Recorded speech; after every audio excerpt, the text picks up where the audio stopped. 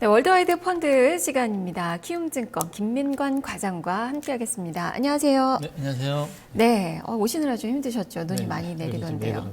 네, 지금은 좀 그친 상황인가요? 네, 좀 그쳤습니다. 네, 주가는 지금 낙폭을 좀 줄이는 그 네. 모습이 나오겠지만 여전히 조금 날씨만큼이나 좀 추운 그렇죠. 그 상황이에요. 펀드 네. 쪽은 좀 어떤지 궁금합니다. 먼저 해외 이 한 주간의 네. 펀드 시황부터 들어볼까요? 네, 그 30일 그 뉴욕 증시는 그 고용지표 경계감 및 그 경기지표 부진 여파로 하락 마감하였습니다. 이를 공시된 기준가격으로 펀드 수익률을 조사한 결과 그 해외 펀드는 한 주간 1.78% 하락했고요. 소형 기준 대부분의 펀드가 마이너스 성과를 보였습니다. 그리고 헬스케어 섹터 투자 비중이 높았던 펀드의 성과가 양호한 반면에 브라질 주식 투자 비중이 높았던 펀드의 성과가 부진한 것이 눈에 띕니다. 대체적으로 좀 부진했네요. 그렇죠. 네. 그리고 공모펀드 설정액은 그 일 현재 31조 3,219억 원으로 전주 대비 379억 원 감소했고요. 순자산액은 주식시장 하락으로 3,396억 감소한 27조 9,195억 원으로 집계되었습니다. 네, 수익률도 좀 부진했고 이 설정액도 좀 네, 부진했고 그렇죠. 전체적으로 좀 어두웠던 이 한 주가 아니었나 싶은데 네, 이번 주는 어떤 펀드 또 소개를 시켜주실까요?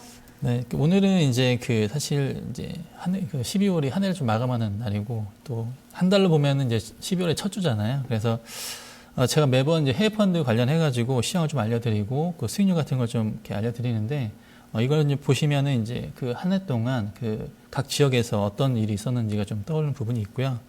그래서 이제 2015년을 잘 마무리하고 2016년에 투자할 만한 펀드에 대해서 좀 알아봐야 될 것 같아서 그걸 좀 얘기를 해드리려고 하고요.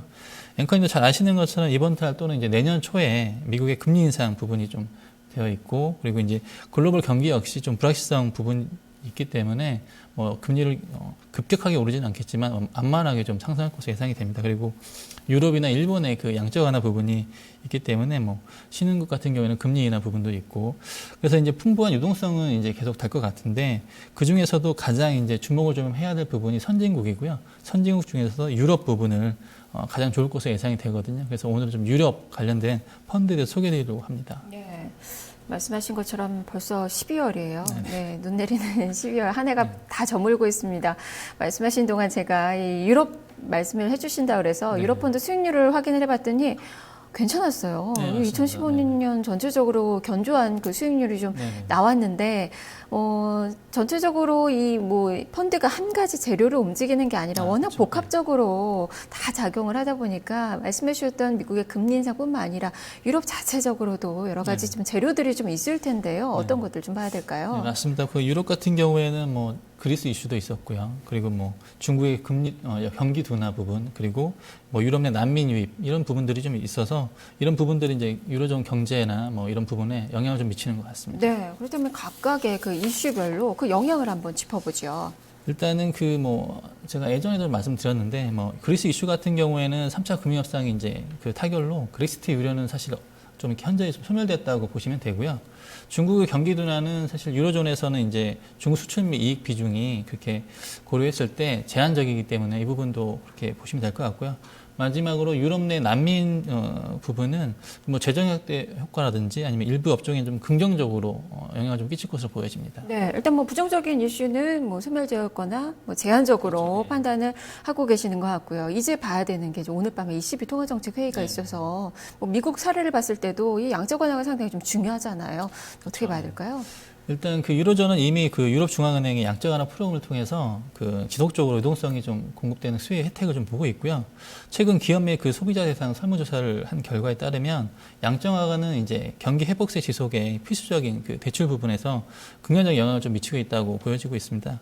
이러한 유로존의 그 양적 완화와 함께 미국의 연중 기준금리 인상 부분은 유로화를 이제 장기적으로 약세로 가져가기 때문에 굉장히 유럽 쪽에서는 좋다고 볼 수 있을 것 같습니다. 네, 뭐 미국과는 다른 미국은 이제 긴축을 준비하고 있고 그렇죠. 유럽은 계속해서 이제 돈 풀기를 하겠다라는 맞습니다. 그 상황인데 그렇다면 이 양적 완화 시기별로 한번 좀 정리를 해볼까요? 네, 시기별로 좀 보시게 되면 뭐 보시는 것처럼 뭐 유럽은 일단 유럽 중앙은행은 우선 2015년 1월 22일에 매월 그 600억 유로의 자산 매입을 하겠다고 그 기간이 2015년 3월부터 2010년 9월까지 실시하는 그 양적 완화를 좀 발표를 했고요.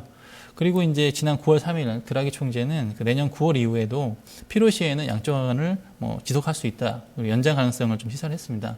그리고 이제 최근 10월 22일 날 그 12월 그 추가 양적 완화 재검토 가능성에 대해서 좀 언급을 했고요. 내용은 이제 양적 완화 규모 확대 그리고 추가 금리 인하 이런 부분을 좀 얘기를 했습니다. 네. 그렇다면은 이제 유럽 증시를 또 봐야 될 것 같은데 유럽 네네. 증시 올 한 해 괜찮았습니다. 그래서 뭐 수익률이 또 네, 맞습니다. 네. 잘 나왔고요. 네네. 그렇다면 내년에도 이런 뭐 성장세가 좀 이어질 수 있을까요? 예, 일단은 그 보시는 것처럼 그 MSCI 그 유럽 인덱스 펀드는 연초 이후 현재까지 한 10% 내외를 상승을 했고요. 유럽 전 기업 내 기업 이익 그 회복세를 지속되면서 2016년에도 유럽 증시는 투자자는 추가 수익을 좀 거둘 것으로 좀 기대가 된다고 보여집니다. 유로존 기업들의 그 이익 마진은 미국에 비해서 이제 크게 낮은 수준에 좀 머물러 있다고 보시면 되고요. 이런 차이는 이제 글로벌 금융위기에 좀 더 심화되었고, 최근에 그 두 지역 간의 이익 마진은 이제 차이가 축소가 되고 있고, 이런 점은 향후에 그 유럽 주식에 대한 그 상승 여력이 있다고 보여지고요. 한편 유럽의 그 주식의 밸류에이션 갖고도 이제 과거 대비해서는 뭐 기타 다른 지역에 비해서도 추가적으로 이제 매력적인 수준이라고 보시면 될 것 같고요. 그리고 앞으로도 말씀드린 것처럼 최근 그 드라기 총재가 글로벌 경기 둔화 및 그 추후 유로존 그 회복 부분에 좀 부정적으로 보고 있어서 이제 그 추가적인 양적 완화를 얘기했기 때문에 좀 더 갈 수 있다고 보여지고요. 결론적으로 중앙은행의 추가적인 부양 정책 발표로 인해서 이제 유로존 주식은 좀 더 전망이 밝다고 이제 결론을 내릴 수 있을 것 같습니다. 네, 양적 완화도 있고 그리고 네네. 뭐 성장률 발표도 이제 다음 주에 예정이 되어 있고 네네. 여러 가지 투자 포인트가 있을 텐데요. 주목할 만한 그 투자 포인트 정리를 한번 해보죠. 네, 투자 포인트는 세 가지 정도로 일단 보시면 될 것 같고요. 첫 번째는 유럽 중앙은행의 통화 완화 정책에 대한 기대감 부분입니다. 뭐 15년 3월부터 시행 중인 그 월 600억 유로의 수준의 그 자산 매입은 2016년 9월까지 지속이 될 거고요. 그리고 미국이나 일본의 양적 완화 정책에 따른 증시 회복이 좀 기대가 됩니다. 두 번째는 이제 유로존 경제 회복세 및 그 기업 실적 개선에 대한 기대감 부분인데요. 유럽 경제가 작년 3분기 저점으로 회복세를 지금 전환된 이후에 기대 수준을 충족하고 있고요. 그리고 또한 뭐 성장률, PMI, 그리고 뭐 소비자 신뢰지수 및 경기 기대 지수 등 제반 경제 지표 부분이 개선세가 좀 뚜렷합니다. 그리고 저유로와 저금리, 저유가 부분 등은 유로존 기업들의 실적 개선에 좀 우호적인 것으로 보시면 될 것 같고요. 마지막으로 은행 업종 및 그 소비 확대 경기 회복세에 따른 그 경기 민감주 회복 이런 부분들이 좀 가시적으로 보여지고 있습니다. 세 번째는 이제 유럽 주식의 매력적 밸류에이션 부분인데요. 유럽 증시는 이제 역사적으로 과거 평균 대비 전업종에 걸쳐서 저평가가 되어 있다고 보시면 되고 사상 최고치를 경신 중인 그 미국 증시 및 환율에 민감한 그 일본 증시 대비해서 선진국 중에선 상대적으로 저평가되어 있다고 보시면 될 것 같습니다. 네, 실적도 개선되고 있고 양적 완화 기대감도 있고 밸류에이션도 매력적이고 이 세 가지 포인트를 강조를 해주셨는데 그렇다면은 이제 유럽에 투자를 해야 될 텐데 어떤 펀드가 좀 유망할까요? 펀드도 한 3개 정도 말씀을 좀 드리면요. 슈러더 유럽증권, 그리고 JP모건 유럽대표증권, 키움 유럽배당증권을 좀 보시면 될 것 같습니다. 세 펀드 모두 주식형으로요. 2007년에서 2013년까지 설정된 펀드로 보시면 됩니다. 일단 그 슈러더 유로증권 펀드 같은 경우에는 시장 상황에 좀 구애를 받지 않고 이렇게 편향되지 않는 운영 스타일을 유지하고 있고요. 300개 이상의 그 종목 유니버스 내에서 약 60개 정도의 투자를 하고 있고 연간 3분의 1 정도를 그 종목 교체를 하는 펀드라고 보시면 됩니다. 영국에 본사를 두고 있는 유럽계 자산운용사인 그 슈로더에서 운영하는 대표 펀드라고 보시면 될 것 같고요. 대체로 이제 대형주 위주 그리고 시가총액이 한 50억 유로 이상의 종목에 투자를 하고 있고 그 부분이 한 80%가 투자를 하고 있습니다. 그리고 13명의 그 업종 애널리스트가 바텀업 방식의 종목을 선정한다고 보시면 되고요. JP모건 유로 대표증권 같은 경우에는 수익성이 높고 이익률이 좋은 그런 저평가된 종목에 투자를 한다고 보시면 되고요. 대상은 뭐 유로화를 사용하는 유로 지역뿐만 아니라 유럽 전체를 투자 대상으로 하고 있고 그리고 설정 이후에 꾸준한 성과를 나타내고 있습니다. 키움 유럽 배당증권 같은 경우에는 유럽 상장 및 그 유럽을 기반으로 하고 주로 활동하는 기업에 투자하는 펀드라고 보시면 되고요. 시가총액 유동성 등의 기준에 의해서 투자 불가능한 기업을 제외한 예상 배당률이 높고 가격이 상승이 예상되는 종목을 선정하고 있습니다. 또 하나는 이제 시장 변동성에 따라서 정기적, 비정기적으로 종목 그 분석을 통해서 포트폴리오를 구성하고 교체하는 전략을 좀 사용하고 있고요. 설정액은 보시는 것처럼 이제 슈로더 증권 같은 경우에 유로증권 같은 경우에는 설정액이 1조 1,246억이고요.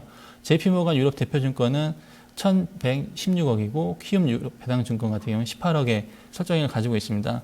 수익률은 3개월 기준으로 봤을 때 슈로더 유로증권 같은 경우는 5.73%, JP모간 유럽 대표증권은 4.47%, 그리고 키움 유럽 배당증권은 4.05%를 수익률을 보여주고 있습니다. 예, 그럼 펀드 보수는 좀 어떤가요?